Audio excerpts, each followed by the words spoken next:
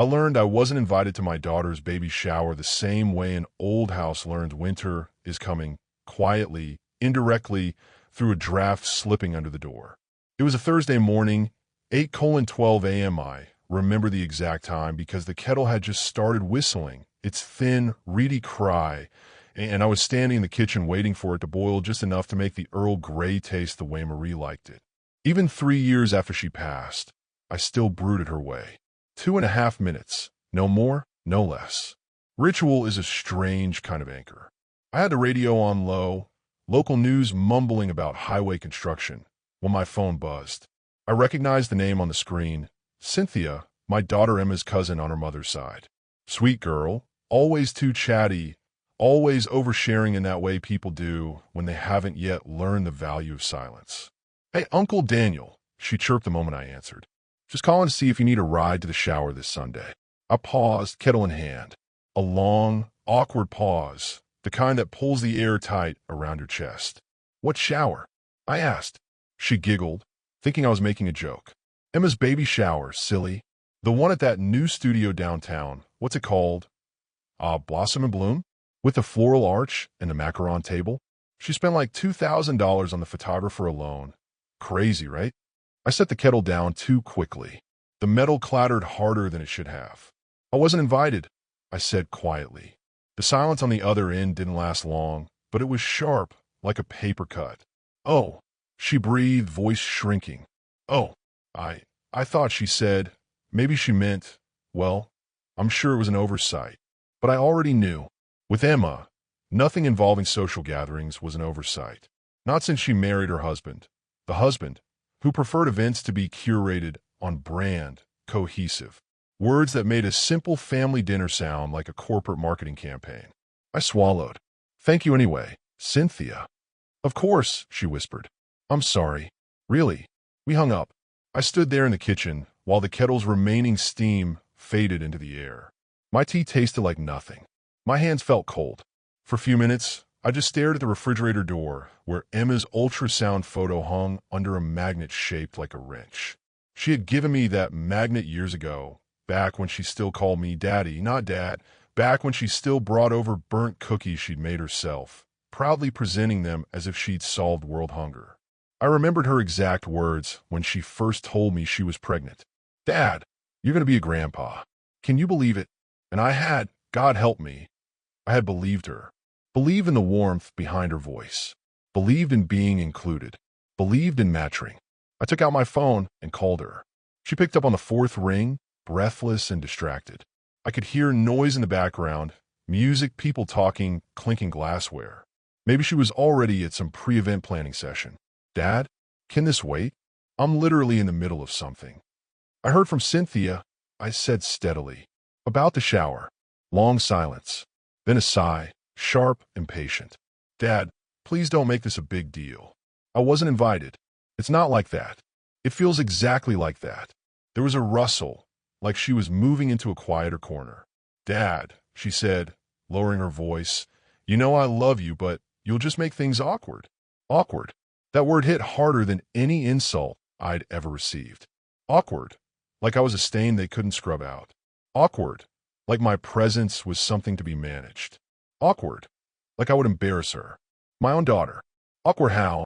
I asked, though I already knew. You know, she said vaguely, your comments, your bluntness. And Mark's friends and the photographer in the studio, Dad, it's just better this way. Less pressure. For everyone. Everyone. A word that apparently didn't include me. I looked around my quiet kitchen. The old toaster Marie refused to replace. The ceramic fruit bowl filled with apples I kept buying even though they always bruised. The pile of wood pieces on the counter.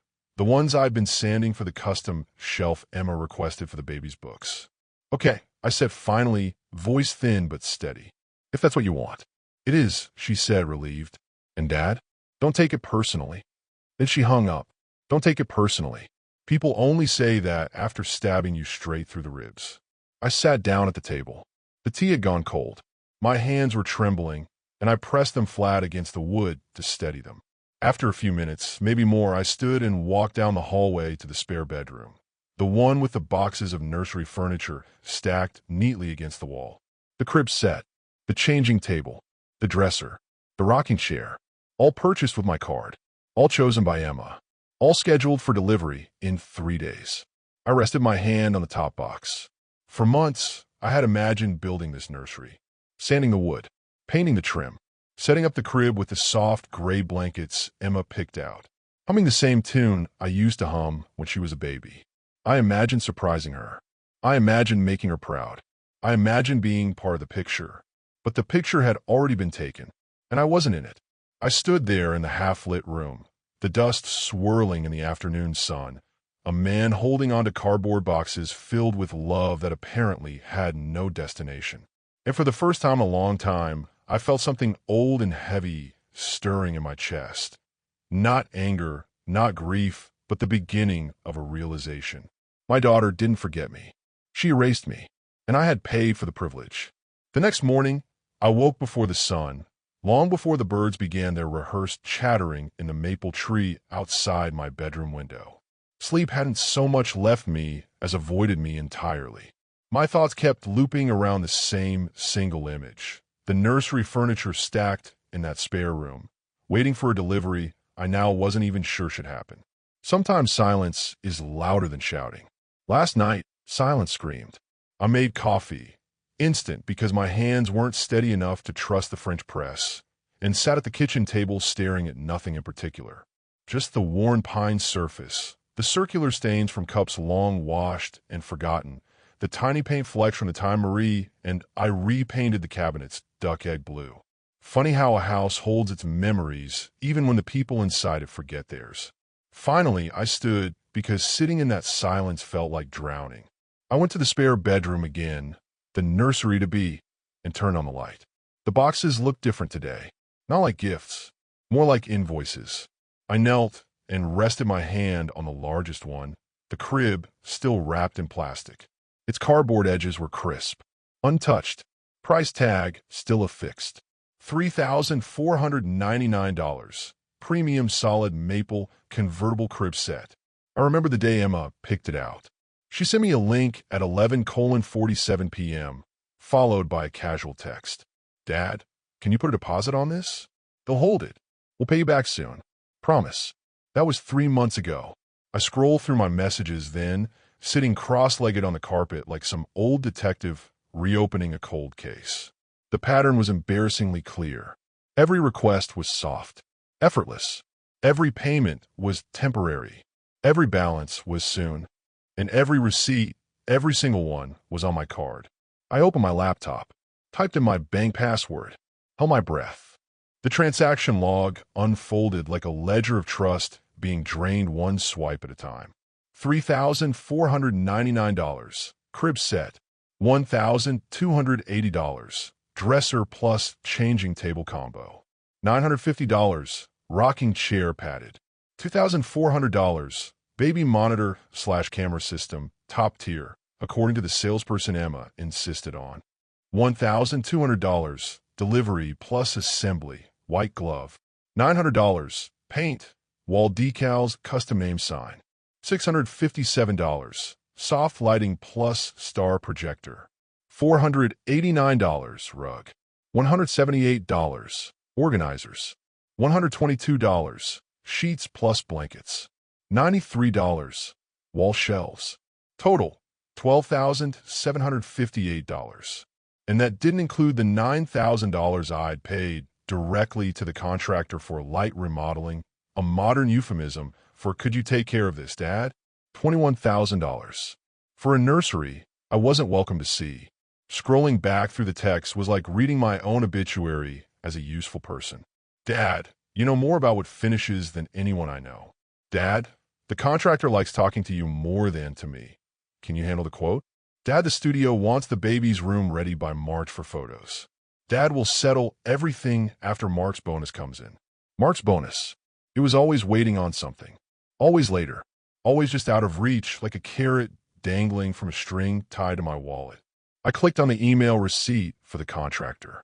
The remodeling wasn't remodeling. It was a custom closet installation for $5,700, an accent wall, and a designer-approved color palette. All communicated between the contractor and me, never between him and them. They kept their hands clean. and kept my hands full. I leaned back in the chair, exhaling. My neck felt tight, like the muscles were clenching against the weight of everything I hadn't wanted to see. But the human mind is a funny thing. It can ignore something flashing red right in front of its eyes until the moment someone slams a door on you and calls you awkward. Then suddenly all the lights come on. My daughter didn't forget to invite me. She didn't overlook me. She didn't struggle to find the right moment. She excluded me, deliberately, because I didn't fit the image she curated for her new life. The truth settled in like iron in my bones. She wanted my money, not my presence. I rubbed my palms together slowly, feeling the calluses that had never quite gone away, even after years of fewer tools and more tea mugs. Back when I worked construction, I used to tell the rookies, there's nothing more dangerous than a load-bearing wall that looks decorative. They never knew what I meant. Now I did. I was the load-bearing wall, holding everything up quietly, invisibly, and Emma had decided I ruined the aesthetic. I stood and walked back to the kitchen. Made myself lunch, just a peanut butter sandwich and a sliced apple, because my stomach wouldn't take anything else.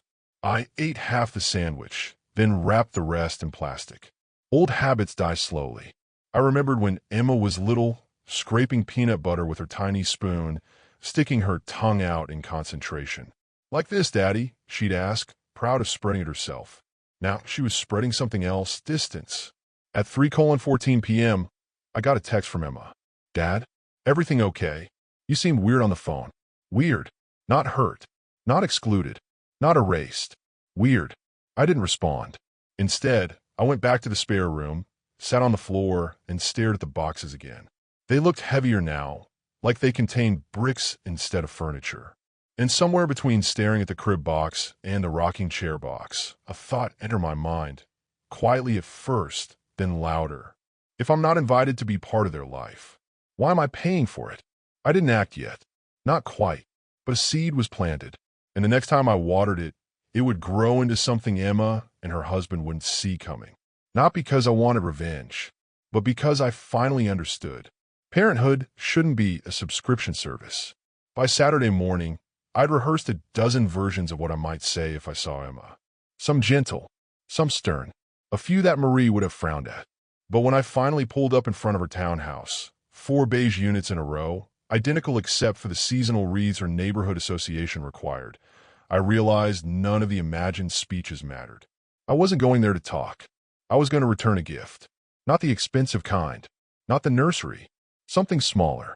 Something that carried weight in ways money never could. In my shirt pocket, wrapped carefully in a square of soft cloth, was Marie's silver medallion, engraved with tiny initials, yes, for Emma Sue. The medallion Marie had worn the day Emma was born. I planned to give it to my daughter at the baby shower, my version of a family tradition, passing it down. Even after Emma made me feel like a prop stored in the attic, I still thought, well, maybe she'd want it. Maybe it would mean something. I parked on the far side of the street, took a deep breath, and stepped out into the cool morning air. It smelled faintly of fresh-cut grass and expensive porch candles. I walked up the path toward her front door, the medallion in my pocket suddenly feeling too warm. Before I reached the steps, I heard voices from inside, loud, bright ones. Music. Laughter. Not the kind of laughter you hear when people are talking about life or family. The curated kind. The kind people produce when a camera is pointed in their direction. My stomach tightened. Through the front window, its sheer white curtains pulled just enough aside, I saw a group of women in coordinated sage green dresses, a balloon arch in beige and gold, a table covered in pastel macarons, nothing under $3 apiece, a neon sign reading, "Oh Baby," in looping script, a photographer snapping photos from a low angle, and Emma in the center of it all, smiling wide, glowing, posing with her belly turned toward the camera like an influencer. Her husband, Mark, hovered nearby in a crisp white shirt, giving instructions to the photographer as if directing a product launch. I froze, outside on the walkway, with Marie's medallion burning a hole in my pocket. This wasn't just a baby shower. This was a production, a content opportunity, as Mark once called family Christmas. I considered turning back, but then a woman carrying a tray of mini quiches opened the door, and for a split second, before she realized I wasn't on her guest list. Our eyes met. "Oh, hi," she said hesitantly. "Are you with the florist?" "No," I answered softly. "I'm her father." Her expression changed, sharply, uncomfortably. A flicker of guilt or confusion. I couldn't tell which. But she stepped aside automatically. "Emma," she called into the house. "Someone's here for you." The music lowered slightly. Heads turned. Emma looked up. The moment her eyes found me, the smile slid off her face like melting wax. "Dad," she said, not warmly, more like someone spotting a spill on their new carpet. Mark stiffened beside her. I'd always disliked the way he stood, arms slightly too wide, chest out like a man trying to take up more space than he'd earned. "Dad," Emma repeated, walking toward me with quick, small steps. She shut the door behind her just enough to make it clear that she didn't want me inside. "What are you doing here?" I held up the small wrapped bundle. "I want to give you something." Her eyes darted to the house, then back to me. Uneasiness flickered across her face. She stepped outside fully, closing the door behind her. "Dad, you can't just show up." "I didn't know about the shower," I said quietly. Cynthia called me. Her shoulders rose defensively. "Dad, I brought something for you. For the baby." I unwrapped the cloth and held out Marie's medallion. The sunlight caught on the tarnished silver. Emma stared at it, not with tenderness, with discomfort. "Oh," she said, voice flat. "That's nice." Nice. Marie would have cried to see that reaction. Or maybe she wouldn't. Maybe she'd seen this coming, long before I did. "Mama wore this the day you were born," I said. "She wanted you to have it someday." Emma's lips tightened. "Dad, this is sweet, but I don't really wear silver. And, we're trying to keep everything modern and clean. Minimalist." I felt something tilt slightly in my chest. "Minimalist," I repeated. She nodded quickly. "Yeah, and vintage things, well, they're not really our aesthetic. You know." "I see." She glanced nervously at the door, where shadows moved behind the curtains. Guests probably wondering who was causing the delay. "Dad, listen." Her voice dropped to a whisper. "We talked about this. You make things awkward." My jaw tightened. Not visibly, I hoped. Years on construction sites taught me the value of keeping your face steady even when your insides were breaking. "Awkward for whom?" I asked. "For everyone," she said, exasperated. "For me. For Mark. For the photographer. You talk to people and, make comments." "What comments?" "I don't know, Dad. Jokes. Stories. The way you are. The way you are."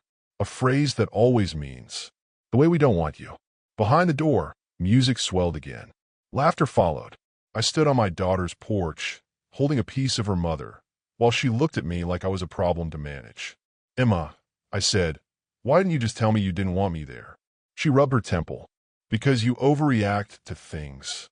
Something inside me, something small, something soft, something that had bent and bent and bent for years, finally snapped. "I'm not overreacting," I said. "I'm reacting." She sighed. "Dad, please don't do this right now. I have people waiting." I closed the medallion in my fist. "I didn't come to embarrass you," I said. "I came because I thought maybe I still had a place in your life." Her silence was an answer. I took a step back.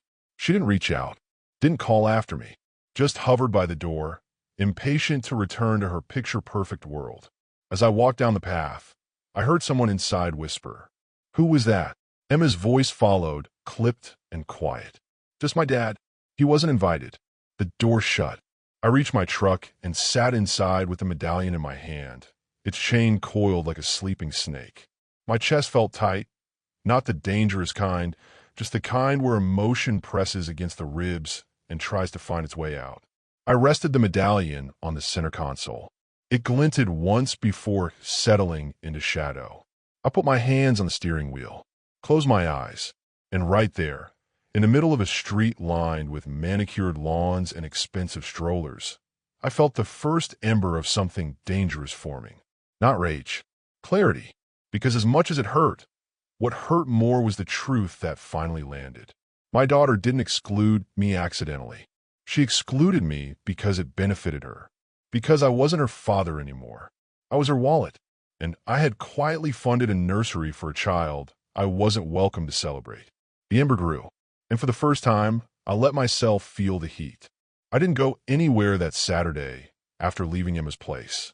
Didn't turn on the TV, didn't open the newspaper, didn't even bother microwaving leftovers. I just paced the house like a man walking laps around the perimeter of his own disappointment, checking windows, touching picture frames, moving cups from one counter to another without drinking from them. I suppose grief makes you restless, and betrayal makes you sharp. Around 6 o'clock, the sun was dropping low enough to hit the spare room just right, the long amber stripes falling across the nursery boxes like stage lights. I stood in the doorway, staring at the stacking labels I'd stopped seeing clearly until now. Premium infant suite, bill to Daniel Williams, payment received. Delivery, Monday 8:30 a.m., Walnut Street residence, Emma plus Mark. Paid in full. Paid in full. By me. It was there in black and white, plain as a punch to the gut. Some part of me had known it, of course. I wasn't senile. I signed the invoices. I saw the numbers disappear from my account. But there's a difference between knowing you're being taken advantage of and seeing it printed so clearly that even a stranger would understand. I knelt beside the largest box and peeled away the tape just enough to look inside. Polished maple wood, wrapped in pristine foam sheets. I rubbed my thumb along the edge of the board. Fine grain. Solid. Expensive. The kind of crib Marie would have run her fingers across and whispered, "Oh, Danny, this will last generations." I swallowed hard and closed the flap. Generations. Not for me, apparently. I needed air. I stepped outside into the cooling evening, leaned against the porch rail, and looked out at the quiet street. The same one Emma learned to ride a bike on, wobbling down the middle, shouting, "Daddy, look," while Marie cheered from the driveway. Funny how the same street could feel like home one decade and a foreign planet the next. My phone buzzed in my pocket, an email alert. Your delivery is scheduled for Monday, October 12th at 8:30 a.m. Thank you, Mr. Williams. Something inside me clicked. Not loudly, more like the soft, deliberate click of a lock sliding into place. I went inside, sat down at the kitchen table, opened my laptop again. I typed in the order confirmation, clicked View Contract, scrolled to the bottom. There it was. Purchaser, Daniel Williams. Recipient, Emma and Mark Whitmore. Not co-signers, not contributors, not sharers. And below that, no payment from recipient required. All charges to purchaser. I stared at it. Once, twice, a third time. At first, I didn't feel anything. My body was too tired from the day's emotional labor. But then, very slowly, a realization slid across me like a cold finger along the spine. I had become the silent financier of a life I wasn't allowed to be part of. They wanted the nursery, not the man who built it. They wanted the crib, not the grandfather. They wanted the money, not the presents. And suddenly, everything about the last few years rearranged itself in my memory like puzzle pieces snapping into place. The way Emma avoided introducing me to her work friends. The way Mark corrected my grammar at dinner parties. Her reluctance to let me hold the ultrasound photos because I had paint dust on my hands. Their insistence that I shouldn't worry about paying for things now that I'm retired, right before asking me to sponsor something. I stood abruptly. My chair scraped across the tile. No more. I walked into my bedroom, opened the second drawer of my nightstand, and pulled out the folder I kept all my important paperwork in. Birth certificates, insurance, Marie's letters, and the entire file of nursery purchase receipts. Pages and pages of trust misplaced. I laid them out on the bed like evidence. Then, with a calmness that surprised even me, I picked up the phone. The nursery company answered after 3 rings. A man with a cheerful customer service tone. "Hello, this is Bright Nest Baby Interiors. How can I help you today?" "Yes," I said. "I need to discuss an order scheduled for Monday." "Certainly, sir. What's the name on the order?" "Daniel Williams." I heard keys tapping. "Yes, I see it here. Full nursery suite, premium line, walnut finish, beautiful choice. Everything is set to. I'd like to cancel it." Silence. Then a cough. "Oh, sir, the delivery is 2 days away." "I'm aware. We normally require a 7-day cancellation window. That won't be a problem." "Well," he hesitated, There is a restocking fee of $250. That also won't be a problem. Another silence, this one longer. May I ask, why the cancellation? I looked at the receipts scattered across my bed. The medallion still sitting on my nightstand. The boxes in the spare room. Because the recipients never paid for it, I said. And because I'm done paying for people who don't want me around. He cleared his throat. Understood, sir. I'll process it immediately. Thank you. And Mr. Williams? Yes. I hope everything works out with your family. I closed my eyes for a moment. So do I. When I hung up, the house felt different again. Not lighter. Not heavier. Just honest. For the first time in months, maybe years, the air didn't feel like it belonged to someone else's needs. It belonged to me. The delivery was canceled. The truck wouldn't arrive. The nursery wouldn't appear like staged magic for their photo shoot. But that wasn't the end. Not even close. Because now my daughter would have to call me. Not to invite me. Not to include me. Not out of love. But because the money tree they'd been shaking for years had just stopped producing. And I had a feeling the phone would ring very soon. When it did, I'd be ready. The phone rang the next morning at 7:42 a.m. Too early for courtesy. Right on time for panic. I was in the middle of frying eggs, too over medium, the way Marie always liked hers on Sundays, when a vibration buzzed across the counter. The number flashing on the screen was Emma's. My stomach tightened, not with guilt, but with a strange, steady calm. I didn't answer. I let it ring until it stopped. Then I flipped the eggs. 30 seconds later, the phone rang again, this time with Mark's name blinking like an alarm. I didn't answer that one either. Instead, I plated my eggs, added a slice of toast, and sat at the kitchen table while sunlight crept across the linoleum. I ate slowly, deliberately, savoring the mundane piece. For once, breakfast tasted like breakfast, not like a pit stop between obligations. Halfway through my coffee, the phone vibrated once more. A text this time. Emma. Dad, the furniture company called. What's going on? Emma. They said you canceled the delivery? Emma. Dad, this better be a mistake. I didn't reply. I took another sip of coffee. Deep, warm, grounding. A minute later, my phone began to ring again, Emma this time. Then Mark. Then Emma again. I ignored all of them, because after months, years of dropping everything to help them, to pay for things, to rescue their budgets, to solve their problems, to be their reliable background character, I finally understood something simple. Just because someone is your child doesn't mean they're entitled to your sacrifice, especially not when they weaponize your love. By 8:20, the calls had stopped. They hadn't given up. They were regrouping. I stood, washed my plate, wiped the counter, and opened the blinds in the living room. Sun spilled in, catching the dust dancing like tiny sparks. I felt strangely calm, like a man who'd walked out a burning building and only now smelled the smoke on his clothes. At 9:03, the knock came. Not polite, not gentle. 3 rapid-fire thuds that rattled the front door. Mark's knock. I didn't hurry. I made him wait the way they'd made me wait. Outside, unacknowledged, inconvenient. After a full 30 seconds, I opened the door. Mark stood on the porch, red-faced, hair messy, wearing a Patagonia vest over a wrinkled shirt, like he'd thrown on the first thing within reach.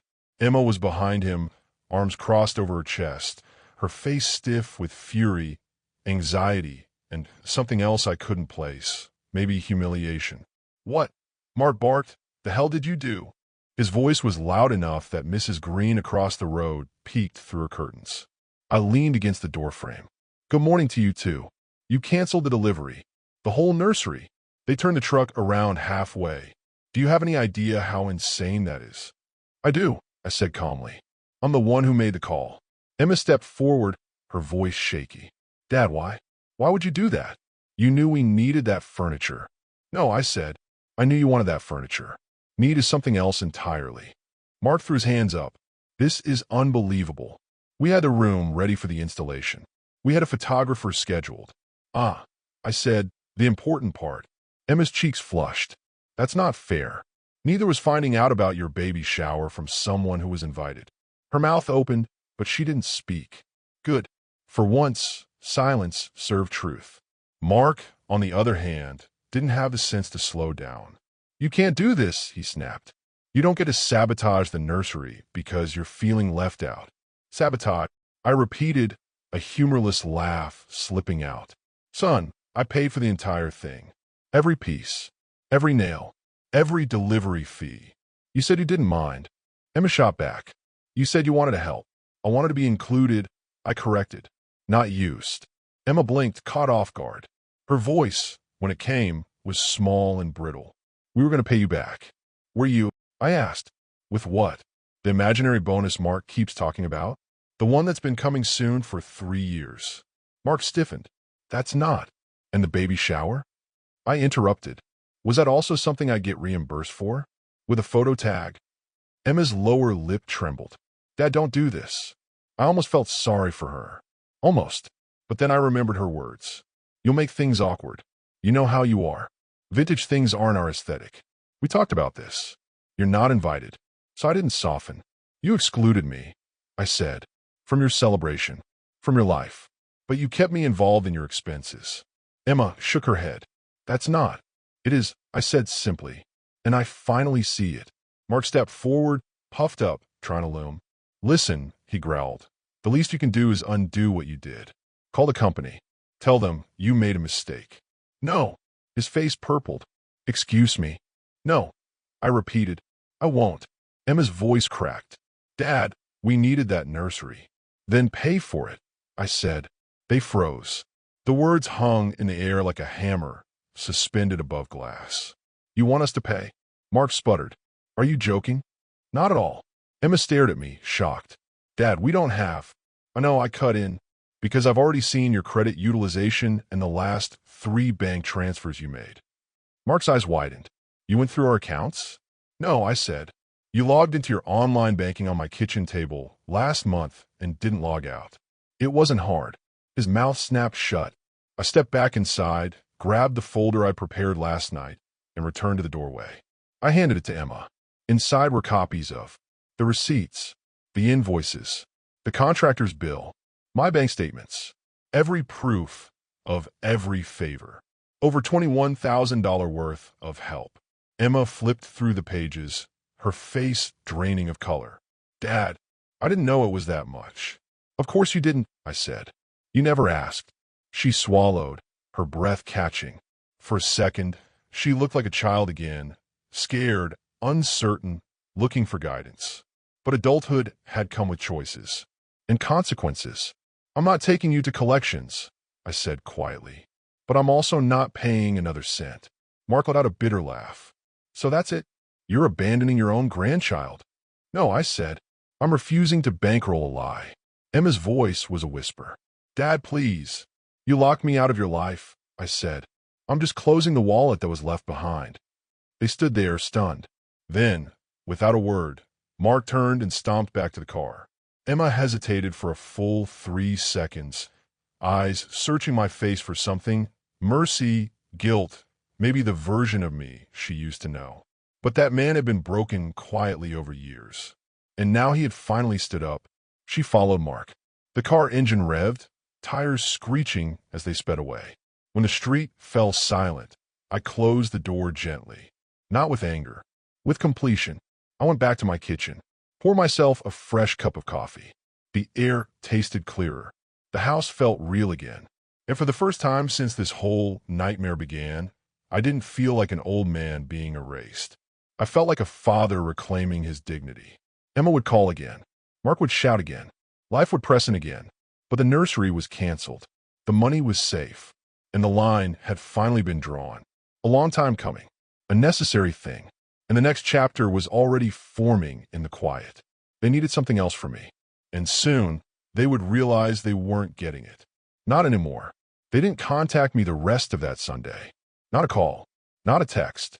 Not even one of Emma's passive-aggressive emoji-laden paragraphs she used to send whenever she felt emotionally unsafe because someone had disagreed with her. Silence. It should have felt peaceful. But to be honest, it felt like standing at the edge of a coming storm, watching the sky go still and knowing the wind was gathering somewhere you couldn't see yet. And sure enough, the storm arrived the next morning. At exactly 9:16 a.m., right when I had settled into my recliner with the newspaper and a fresh cup of coffee, I heard tires screech outside. Then a car door slammed. Then another. Then pounding footsteps. Then bam, bam, bam on my front door, hard enough to rattle the frame. I lowered the newspaper, took one last sip of coffee, and walked to the door. Before I could open it, I heard shouting. Not Emma. Not even Mark. No, this time it was louder. Angrier. More unhinged. Mr. Williams, open the door right now. I knew that voice. It belonged to Steve, Mark's older brother, the one who had a landscaping company that went bankrupt in 2 years because he spent more money on beer than on equipment maintenance. The one who always had an opinion but never any accountability. The one who thought every problem could be solved with volume. Perfect. I opened the door, and there he stood on my porch, red-faced, chest heaving, wearing a neon yellow construction jacket that looked like it had never seen an actual job site. Beside him were Mark and Emma, both looking frayed, him angry, her exhausted. A neighbor, Mrs. Green, was already peeking through her blinds. Another neighbor opened their garage halfway and stood there like a spectator at a sporting event. So this was going to be public. Good. Let them see. Steve jabbed a finger toward me. You're going to fix this. I blinked. Hello to you too. He stepped closer, invading my porch with the kind of macho swagger reserved for men who peaked in high school. You embarrassed my brother. You humiliated Emma. You cost them a nursery they paid good money to prepare for. They didn't pay. My voice was calm. I did. Steve scoffed. Oh, boo-hoo, old man. You're retired. It's your job to help your family. My job, I said slowly, was to raise my daughter. I did that. And then some. Mark shoved forward. Dad, stop twisting this. You agreed to help. You said you wanted to be involved. Being involved, I replied, requires being invited. Emma flinched. The truth did that sometimes. But Steve wasn't done. You canceling that delivery ruined everything, he yelled. They had a photo shoot planned today. A brand collaboration. Do you have any idea how important that is? There it was. Not the baby. Not the nursery. Not family. A brand collaboration. A sponsored nursery tour. A curated online moment. Paid content.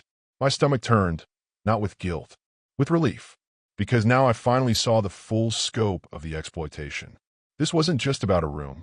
This was about profit. My money funding their publicity. I folded my arms. If the nursery was so important, you could have paid for it yourselves. Steve's laugh was sharp, cruel. You seriously think 2 young parents can afford that right now? You're delusional. No, I corrected. I'm simply not delusional enough to believe my bank account is a community charity. Emma's voice finally broke through, fragile, shaking. Dad, why are you doing this? We needed your support. You needed my silence, I said, so you could take my money without including me in your life. She covered her face with her hands. That's not true. Steve exploded again. Shame on you. Your daughter is pregnant, and you're punishing her because your feelings got hurt? You're sick. You're ungrateful. She is your only child. I took one small step forward until I was eye to eye with him. No, I said quietly. What's sick is expecting a man to pay thousands of dollars for a celebration he's not welcome to attend. Steve's mouth opened to yell, but I didn't give him the chance. Awkward, I continued, was standing at my daughter's door holding a gift from her late mother while she told me I didn't fit her aesthetic. Emma started crying then, silent tears, trembling shoulders. But she didn't deny it. Not anymore. Mark put his arm around her, glaring at me. All you had to do was leave things alone. I did, I said. For years. That's how we got here. Behind them, the small crowd of neighbors grew, 3, then 4, then 6. Some with phones out. Because of course they had phones out. A public family spectacle. How fitting. Steve jabbed a finger in my chest. You're going to call that company, and you're going to uncancel everything, today. You hear me? I looked down at his finger. Then at him. No. His face went purple. What did you just say? No. I repeated. I'm not reinstating anything. I'm not paying for anything. And I'm not apologizing for keeping my dignity. Mark let go of Emma and stepped toward me.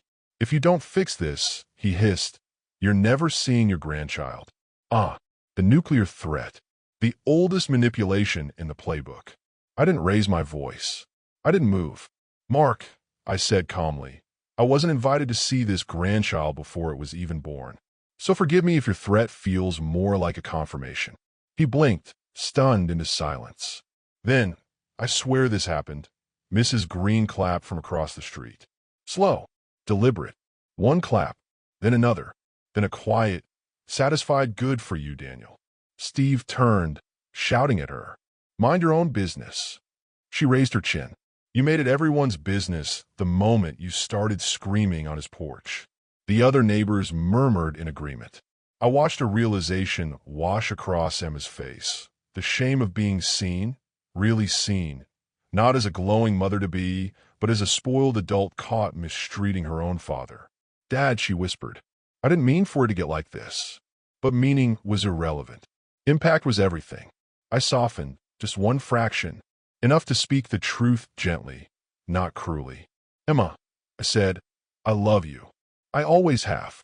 But love doesn't make me your doormat. And it doesn't make you entitled to my sacrifices. Her tears flowed harder. Steve threw his hands up. This is pointless. Let's go. Mark nodded stiffly, placing a hand on Emma's back as they walked down the porch steps. She didn't look at me again. As they reached the car, Mark turned one last time. We'll figure something out without you, he spat. I nodded. That's exactly what you should do. They drove off. Steve peeled out of the driveway, so aggressively he knocked over my mailbox. He didn't stop to fix it. That I thought was fitting, because what they broke that day wasn't my mailbox. It was the last remaining illusion that they valued me. When the street went quiet again, when the neighbors retreated behind their doors, when the breeze finally moved through the leaves like a sigh, I picked up my fallen mailbox, set on its post, and dusted off my hands. The storm had passed, and in its wake, something unexpected settled inside me. Not grief, not bitterness, a strange, clean freedom, because there is nothing more liberating than stopping the bleeding. After years of tiny cuts, the rest of the week passed quietly. Too quietly, perhaps like something had been removed from the air. A pressure lifted, a drain sealed, a weight unhooked from between my shoulders. I thought I might feel loneliness, or guilt, or the old familiar ache of losing someone who was still alive. But instead, the silence felt earned. On Tuesday, I mowed the lawn while the weather was still crisp, the mower growling with that uneven rhythm I kept meaning to fix.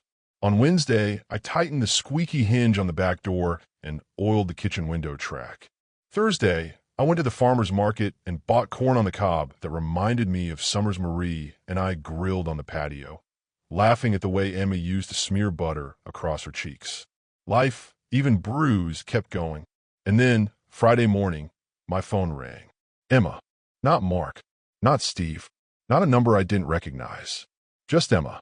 I let it ring twice before answering, not out of spite, but to steady my breath.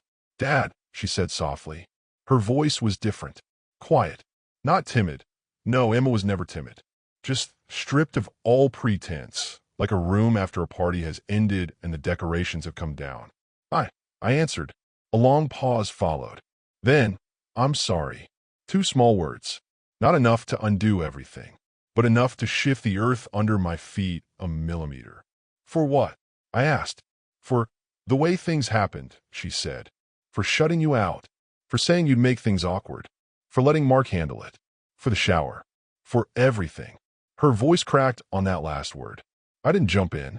Didn't rescue her from the silence she'd created. She had to sit in it a little. Finally, Dad, I wasn't trying to hurt you. Intent doesn't erase impact, I said softly. She exhaled shakily. I know. These things didn't just happen, I continued. They happened because you let them. And because you valued appearances more than inclusion. I know, she repeated quieter. Another pause. Longer this time. Dad, can we try again? There it was. The tentative bridge. The hope. The open hand. Once I would have grabbed it without thinking. But now I'd learned the cost of blind generosity. We can, I said. But it'll take work. I'm willing, she whispered. Really? I hope so, I replied. Because relationships aren't photo shoots, Emma. They're not curated. They're messy, unfiltered. If you want me in your life, you'll have to let me be in it, not just my money. Her breath hitched. I understand. And we start small, I said. Conversations, honesty, boundaries. Okay. And Emma, I'm done paying for things you don't respect. I know, she said, voice thick. Dad, I didn't realize how much you were carrying. I didn't think. That's the problem, I said gently. You didn't. She sniffed softly. Dad, will you come see me? Not for anything big. Just to talk. There was again, the thing I'd wanted quietly for years. Not a request. Not an obligation. Not a demand. A genuine invitation. I felt my chest loosen just a little. Yes, I said. I'd like that. She let out a breath that sounded almost like relief. Thank you, Dad. We spoke for another minute. Nothing deep. Nothing heavy. Just coordinating a time. Soft words. Careful steps. Like learning how to walk again. When we hung up, I sat in my recliner and stared at the dust motes spinning in the morning sunlight. My chest felt warm, but not unguarded. Hope, I learned, was something to hold lightly, like a match you didn't want blown out. Still, it was something, a beginning, a small one, a real one. And then, because life is funny that way, my doorbell rang. I shuffled to the front door and opened it. There stood a delivery man holding a clipboard and a familiar small box. Morning, he said. Package for a Daniel Williams. I signed and took it inside. It was the silver medallion, the one I tried to give Emma. She must have slipped it into the mailbox while I wasn't looking. I opened the box. Inside, the medallion lay carefully placed, and on top was a note in her handwriting. I wasn't ready then. I think I am now. Love, Emma. I sat down, holding the medallion between my fingers. It was warm from the sun hitting the box. Warm like a second chance. I didn't cry. Not really. But I felt my eyes sting. And in that moment, I realized something simple. I didn't regret canceling the nursery. I didn't regret drawing a boundary. I didn't regret standing up for myself. Because sometimes love needs a spine to survive. Sometimes the kindest thing you can do for a relationship is stop letting it use you. I placed the medallion on the table. Sunlight caught on its engraving. Yes, Emma Sue. My daughter. Flawed. Lost for a while. Finding her way back. And me?